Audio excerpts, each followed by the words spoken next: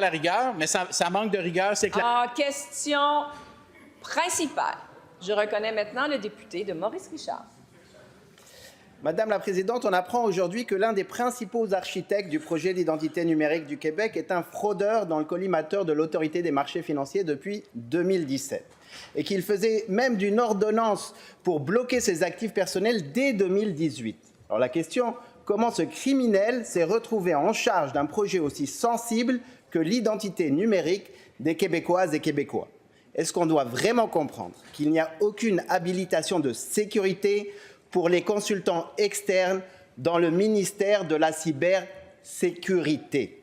Pendant qu'on classe la sécurité des informations des Québécois, il n'y aurait pas une analyse de la sécurité des personnes qui nous viennent de l'externe.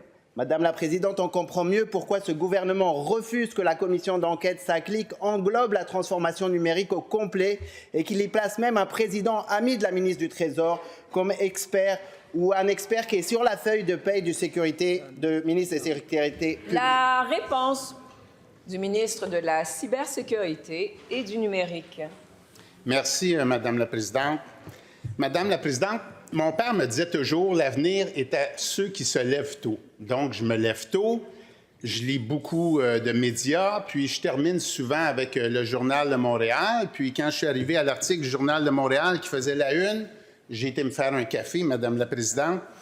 Mais j'ai quand même fait des vérifications parce que ça date quand même un petit peu. C'est que dans l'article, on précise que mon collègue de la pelleterie connaissait très bien l'individu.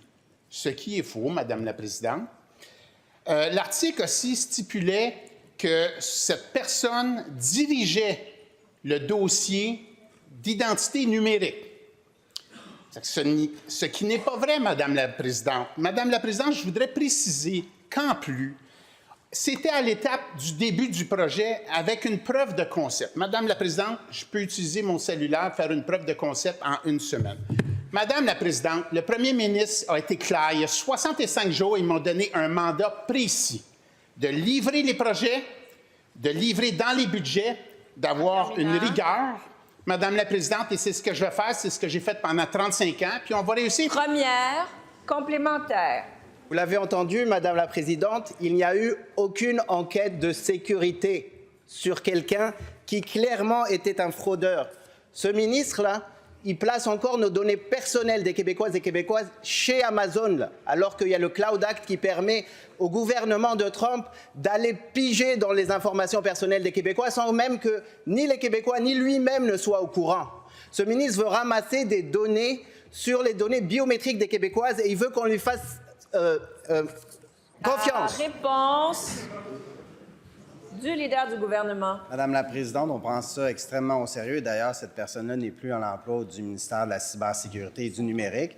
Madame la Présidente, on se retrouve avec le député de Maurice Richard qui attaque l'intégrité, encore une fois, d'un juge qui a été nommé, qui est chargé de faire enquête sur l'ensemble des dossiers. Alors, j'espère qu'à Québec solidaire, ils vont respecter les institutions, puis ils vont faire en sorte de respecter l'ensemble de l'intégrité des individus, mais aussi de leur domicile, parce qu'on l'a vu la semaine dernière, ils sont d'accord avec ça, des manifestations radicales devant les locaux, les habitations des élus. Est-ce qu'il est d'accord pour ça qu'on aille manifester devant chez lui, le député de Maurice Richard? Est-ce que c'est à ça qu'il aspire, Madame la Présidente? Deuxième complémentaire. Je sais à quel point j'obsède le chef parlementaire en face, mais la question est claire. Il y a quelqu'un qui a été jugé pour 51 mois de prison, qui était en charge, qui travaillait sur l'identité numérique des Québécoises et Québécois. Et ce que j'entends, c'est qu'il n'y a pas d'enquête de sécurité au ministère de la cybersécurité. C'est scandaleux, c'est n'importe quoi, c'est pas sérieux. Faites une commission d'enquête et prenez ça en compte.